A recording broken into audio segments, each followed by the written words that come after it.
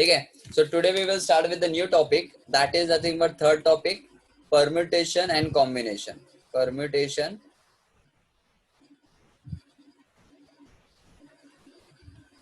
and combination.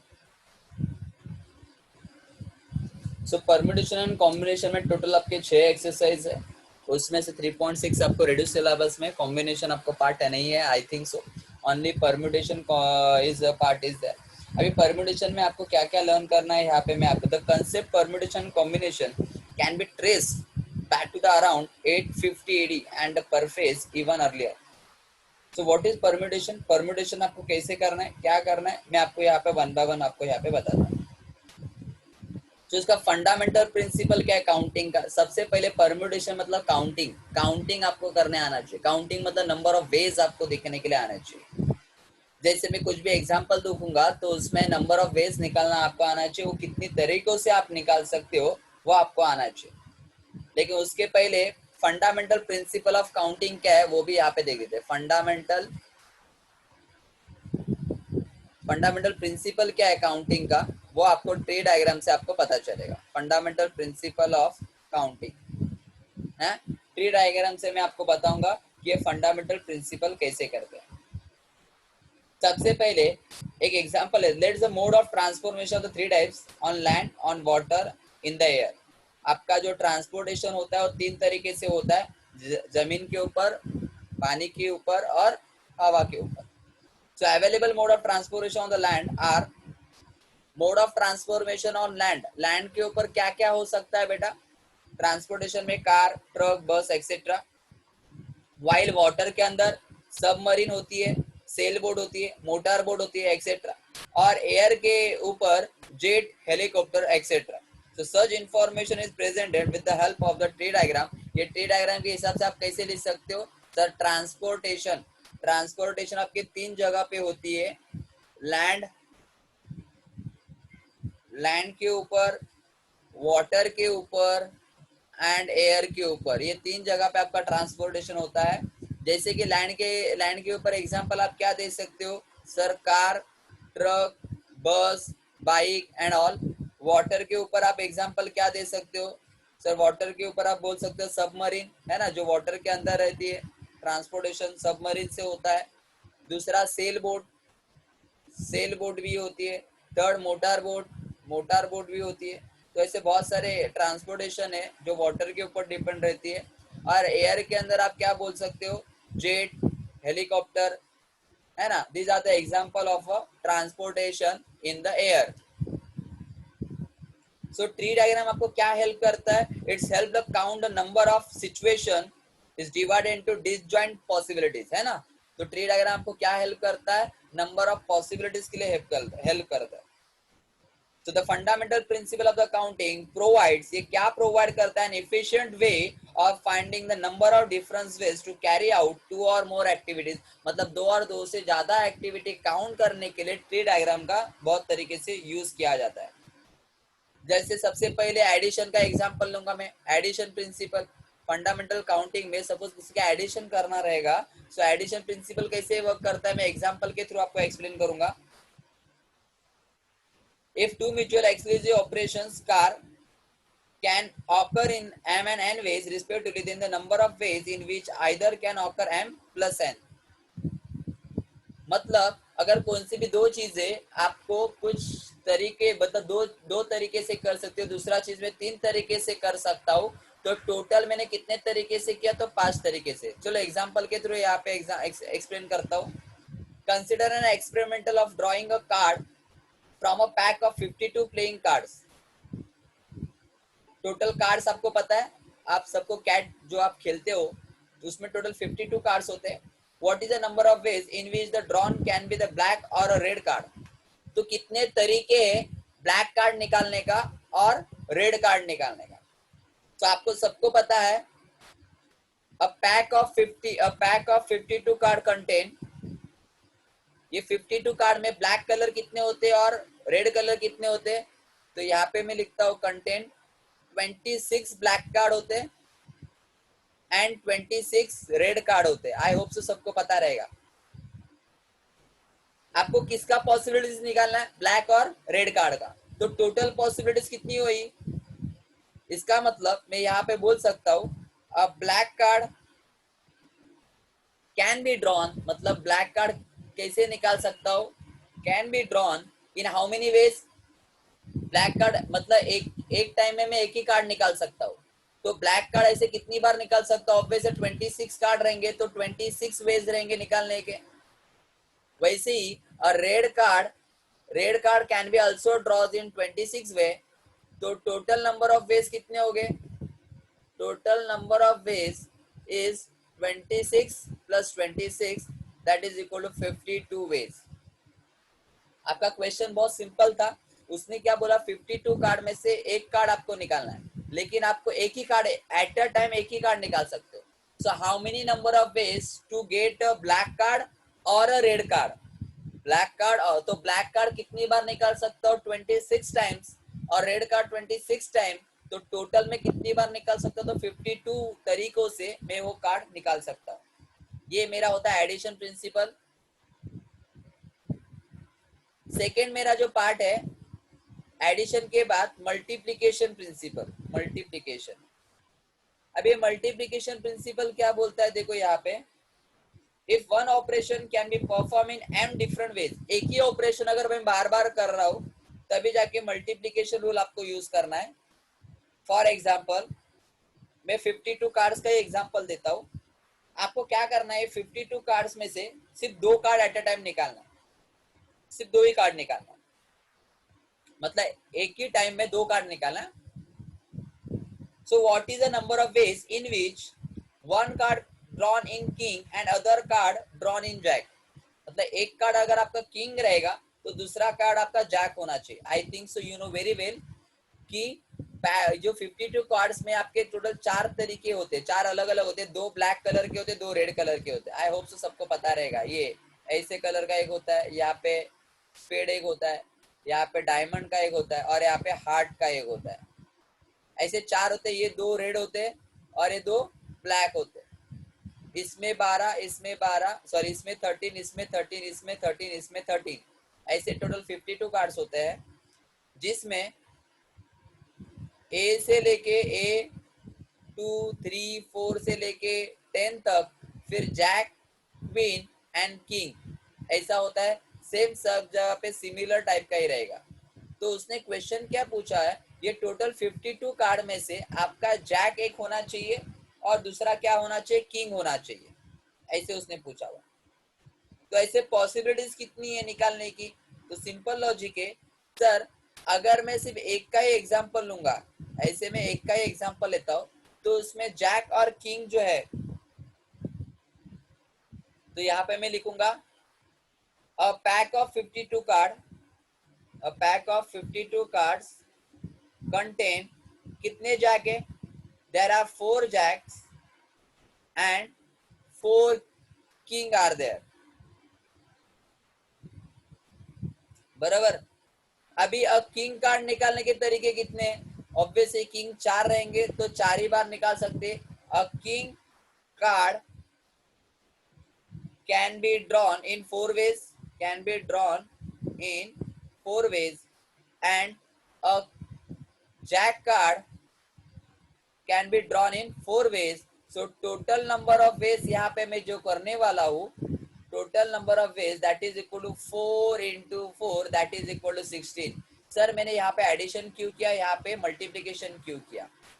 वही तो main part है जो आपको पता होना चाहिए। ये तो एडिशन का पार्ट आपको पता चला कि वो 26 तरीके से निकाल सकता है, ये भी 26 प्लस 26 52 वेज होता है। अभी यहाँ पे सर 4 इंटू 4 16 क्यों किया? तो सिंपल लॉजिक में, अभी मेरे मेरे पास यहाँ पे जैक किंग जो होता है, जैक किंग और जैक किंग, ये जैक मेरा स्पेड का है, ये ल्यूज, ये डायमंड और ये हार्ट। तो हाउ मेनी पॉसिबिलिटीज आ जाए? मेरे को दो कार्ड निकालना है, कंपलसरी दो कार्ड निकालना है, लेकिन एक कार्ड जैक होना चाहिए, दूसरा क्या होना चाहिए? किंग होना चाहिए। सपोज मैं जैक फर्स्ट वाला लेता हूं, ये वाला लिया, तो किंग मेरा वही हो सकता है। दूसरा पॉसिबिलिटी, अगर जैक मेरा यही है तो किंग मेरा स्पेड वाला हो सकता है, अगर जैक मेरा वही है तो किंग मेरा डायमंड वाला हो सकता है, अगर जैक मेरा वही है तो किंग मेरा हार्ट वाला भी हो सकता है। तो ये पॉसिबिलिटीज हो गई 4। और देखो सेम, अगर किंग मेरा, अगर नेक्स्ट अगर जैक मेरा ये वाला ल्यूज वाला है तो किंग मेरा स्पेड वाला हो सकता है, ऐसे 4 आ जाएंगे। फिर जैक में ए लूंगा, फिर चारों के साथ कॉम्बिनेशन, फिर जैक में ए लूंगा, फिर चारों के साथ कॉम्बिनेशन, ऐसे टोटल कितने कॉम्बिनेशन हो जाएंगे? 16 कॉम्बिनेशन। इसलिए यहाँ पे 4 × 4 that is equal to 16 ways करके बोला गया है। आई होप सो आपको सबको अंडरस्टैंड करना ही पड़ेगा बेटा। चलो एग्जांपल के एक्सरसाइज स्टार्ट कर दे ताकि आपको समझने के लिए इजी गिरेगा। एक्सरसाइज 3.1 का सबसे पहला क्वेश्चन है, a teacher want to select the class monitor in a class of 30 boys and 20 girls. In how many ways can be monitor can be selected? The monitor must be a girl. उसने बोला है monitor compulsory select करना है, आपके class में 30 boys है 20 girls है, और आपका जो मॉनिटर है वो गर्ल ही होना चाहिए। तो कितने तरीकों से आप गर्ल सिलेक्ट कर सकते हो? ऑब्वियस है 20 गर्ल्स रहेंगे तो 20 वेज, आपका आंसर क्या रहेगा? 20 वेज। तो फर्स्ट का आंसर यहाँ पे मैं लिख सकता हूँ, 1 गर्ल मॉनिटर, एक ही मॉनिटर आपको निकालना है, 1 girl monitor can be chosen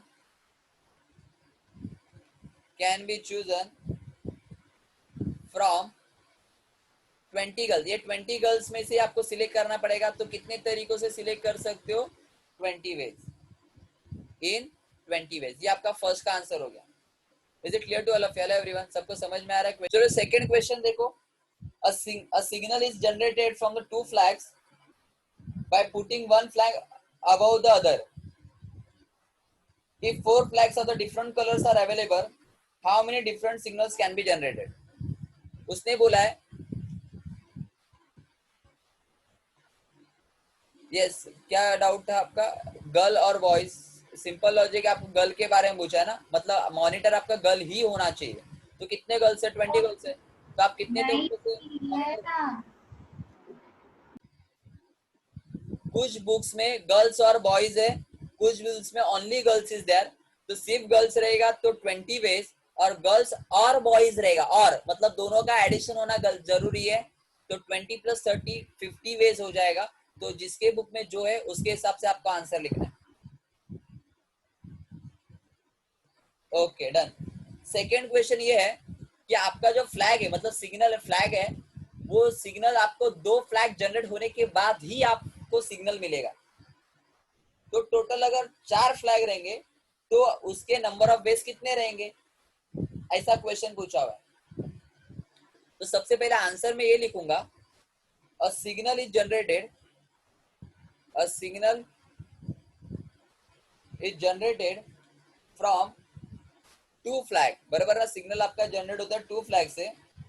और there are how many flags are there? 4 flag, and there are 4 flag of different colour, different colours.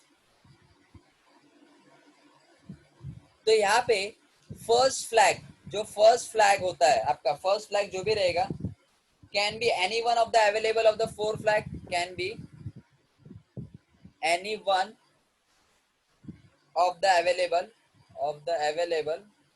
4 flag. इसका मतलब आपको 2 फ्लैग जनरेट तो करना ही है।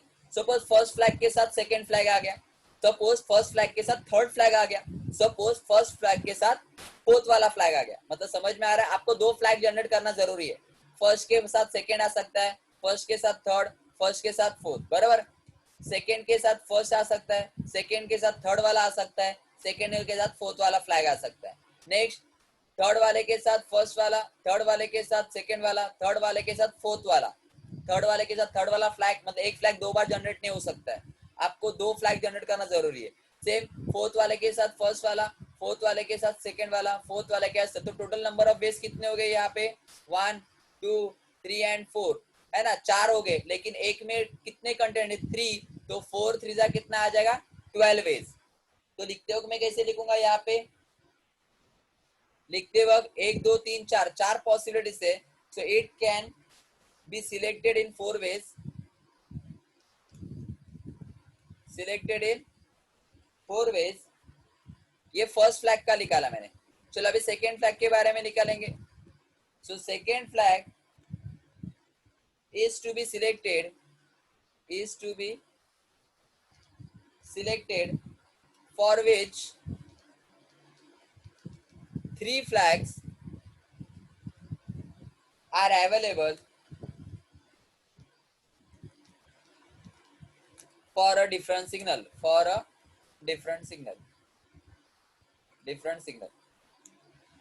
So second flag can be anyone from their 3 flags. So second flag भी generate कर सकता हो 3 flag के साथ. So second flag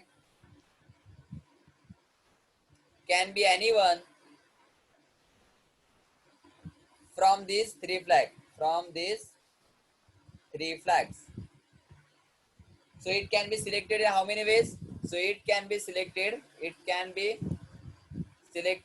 in 3 ways, in 3 ways. तो ये जो 4 वेज है, ये 4 वेज मतलब समझ में आ रहा है, 1 2 3 है और 4, और 3 वेज मतलब हर एक में 3 जन है, हर एक में 3 है, तो 4 इंटू 3 कितना हो जाएगा 12. So total number of ways, यहाँ पे मैं लिखूंगा finally total number of ways that is equal to 4 3 जा 12. तो ये मेरा कौन सा प्रिंसिपल हो गया बेटा? मल्टीप्लीकेशन प्रिंसिपल यहाँ पे हो गया. ये आपको यहाँ पे आना चाहिए. Is it clear to all of everyone? Next देखो, थर्ड वाला क्वेश्चन देखो यहाँ पे. How many two letters words can be formed using the letters from the word space when repetition of the letter is allowed and repetition of letter is not allowed? आपको यहाँ पे क्या बोला, एक स्पेस करके वर्ड है. सो उसमें आप कितने वर्ड्स बना सकते हो, लेकिन वो वर्ड आपके 2 लेटर होना चाहिए, सिर्फ 2 ही लेटर के वर्ड्स होने चाहिए.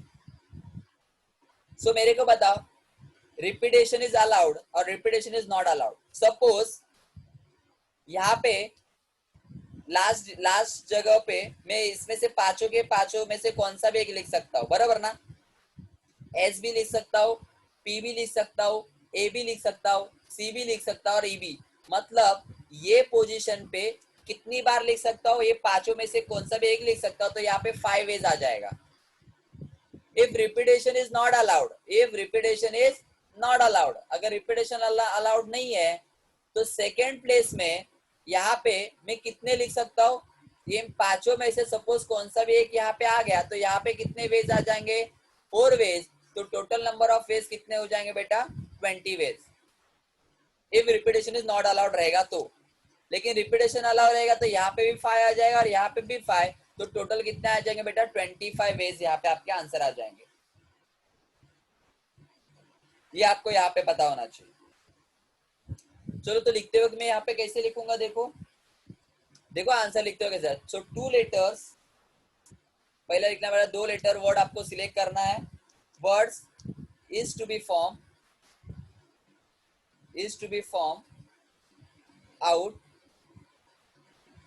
out of the letter, out of the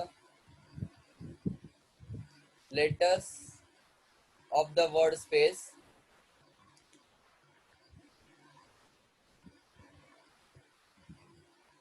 therefore first वाला when repetition of the letter is allowed, when repetition is allowed, repetition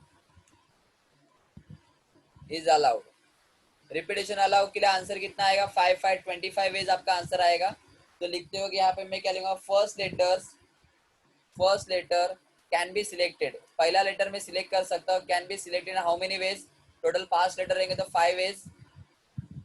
and second letter also can be selected as a 5 ways, क्योंकि repetition आपका allowed है इसके वजह से. तो total number of ways यहाँ पे क्या आ जाएगा? So total number of veg 25 ways. Second, when repetition is not allowed,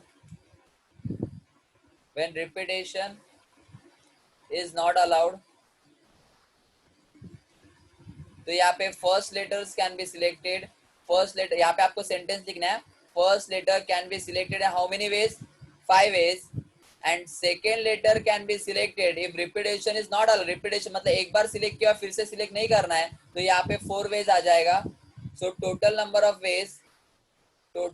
of ways आपका जो यहाँ पे आएगा 5 into 4 that is equal to 20 ways. Is it clear to all of you? Hello everyone, सबको समझ में आ रहा है क्वेश्चन को कैसे आपको एनालाइज करना है? बहुत इंपॉर्टेंट चीज है जो आपको पता होनी चाहिए। देखो ऐसे टाइप के बहुत सारे क्वेश्चन यहाँ पे आने वाले हैं अभी। नेक्स्ट देखो, फोर्थ वाला क्वेश्चन, आपको 3 digit, how many 3 digits numbers can be form from the digit. अभी देखो आपको एक डिजिट दिया हुआ है 0, 1, 3, 5 एंड 6। आपको 3 डिजिट नंबर बनाना है। सेम 3 डिजिट नंबर बनाना है। 3 डिजिट नंबर बनाने के लिए यहाँ पे और यहाँ पे आपको क्या क्या लेना जरूरी है। If repetition is allowed, repetition allowed मतलब एक बार बार में नंबर यूज कर सकते हो। इफ रिपीटेशन इज अलाउड, और रिपीटेशन इज नॉट अलाउड के लिए भी आपको करना है। अगर रिपीटेशन अलाउड रहेगा, ये लास्ट डिजिट में, लास्ट डिजिट जो आपका 3 नंबर, ये 3 नंबर जो भी आपका बंदा है उसमें लास्ट डिजिट में 0 भी चल सकता है, 1 भी चल सकता है, 3 भी चलेगा, 5 भी चलेगा, 6 भी चलेगा। तो ऐसे कितने 5 है तो पांचों के पांचों चलेंगे। यहाँ पे पांचों के पांचों चलेंगे, लेकिन रिपीटेशन इज अलाउड। यहाँ पे स्टार्टिंग में 0 चलेगा क्या बेटा? नहीं चलेगा, क्योंकि 3 डिजिट नंबर में अगर स्टार्टिंग में 0 रहेगा तो उसको 3 डिजिट नंबर नहीं बोलते। तो यहाँ पे मैं 1, 3, 5 और 6 ये चारों ही नंबर लिख सकता हूँ। तो यहाँ पे आ जाएगा 4। तो यहाँ पे if the repetition is allowed तो आपका आंसर रहेगा 4 into 5 into 5। इतने तरीके से आप रिपीटेशन मतलब 3 नंबर बना सकते हैं। अगर आपका रिपीटेशन अलाउड नहीं रहेगा, if repetition is not allowed, एक बार नंबर लिया तो बार बार नंबर नहीं ले सकते। If the repetition is not allowed तो आप कैसे करोगे? सिंपल नंबर है। अगर रिपीटेशन आपका अलाउड नहीं रहेगा तो यहाँ पे मेरे को बताओ, यहाँ पे पहली बात तो 0 नहीं चलेगा, तो कौन सा नंबर ले? 1, 2, 3, 4 मतलब ये 4 वेज आ जाएंगे, क्योंकि स्टार्टिंग में 0 तो नहीं चाहिए, बराबर। सेकेंड पार्ट में मेरे को बताओ, सेकेंड पार्ट 10 प्लस डिजिट में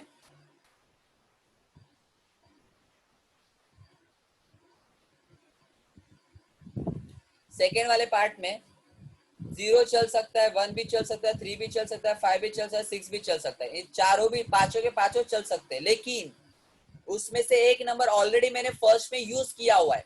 इसमें से कौन सा ना कौन सा नंबर तो फर्स्ट में चला जाएगा। तो यहाँ पे कितने वेज आ जाएंगे? ऑब्वियस से 4 वेज चले जाएंगे। नहीं समझा सर? स्टार्टिंग में 4 क्यों लिखा? क्योंकि 0 is not allowed, 0 is not allowed in the starting. इसलिए 4 तरीके ये जो मैं यहाँ पे नंबर लिख सकता हूँ। सेकेंड में मैंने 4 क्यों लिखा? क्योंकि टोटल पांचों के पांचों में लिख सकता हूँ, लेकिन पांचों नंबर में से एक नंबर ऑलरेडी मैं स्टार्टिंग में यूज किया हुआ है, क्योंकि यहाँ पे रिपीटेशन अलाउ नहीं है, इसके वजह से। तो यहाँ पे कितने आ जाएंगे? 3 वेज, क्योंकि टोटल 5 में से ऑलरेडी 2 नंबर मैंने यूज कर लिया हो, तो यहाँ पे 3 आ जाएंगे। तो यहाँ पे 4 into 4 into 3 आपका ये आंसर रहेगा when the repetition is not allowed. तो यहाँ पे लिखते वक्त कैसे लिखूंगा देखो, तो स्टार्टिंग में लिखना है मेरे को 3 digits number is to be form out, is to be, sentence same रहेगा हर जगह पे, formed out from the digit, from the digit 0, 1, 3, 5 and 6। first when repetition is allowed, when repetition is allowed, अगर repetition allowed रहेगा, इसको unit place digit, इसको 10 place, इसको 100 place digit बोलते हैं। तो स्टार्टिंग में 100 प्लेस डिजिट के बारे में सोचते हैं। सो 100 प्लेस डिजिट, 100 प्लेस डिजिट जो आपका रहेगा, यहाँ पे 0 इज नॉट अलाउड। तो यहाँ पे मैं सबसे पहले स्टेटमेंट लिखूंगा कि 100 place digit should be a non zero number, be a non zero number, non zero number ही होना चाहिए। इसलिए यहाँ पे सिर्फ 4 तरीके 100 प्लेस डिजिट में, hence it can be selected as, hence it can be any one number, any one from digit 1, 3, 5 and 6, मतलब इन चारों में से कौन सा भी नंबर हो सकता है, बराबर। सो यहाँ पे लिखूंगा 100 place digit can be selected, digit can be selected in 4 ways, can be selected in 4 ways. चलो ऐसे आपको 10 प्लेस के लिए भी लिखना है और यूनिट प्लेस के लिए भी लिखना है। तो मैं कैसे लिखूंगा, देखो यहाँ पे ये 100 का हो गया ना, अभी 10 place, 10 place digit should B non zero number था, 100 प्लेस डिजिट के लिए should be non zero number था। यहाँ पे ऐसा कुछ कंपलसरी नहीं है, जीरो नंबर भी चलेगा, सब कुछ चलेगा, क्योंकि सेकंड में आपका कोई भी नंबर आया तो भी चलेगा। तो यहाँ पे मैं लिखूंगा tens place digit, tens place and unit place के लिए लिखता, दोनों के लिए सेम है ना। तो 10 place digit and unit place digit can be a zero, मतलब वो जीरो हो सकता है, कैन बी जीरो।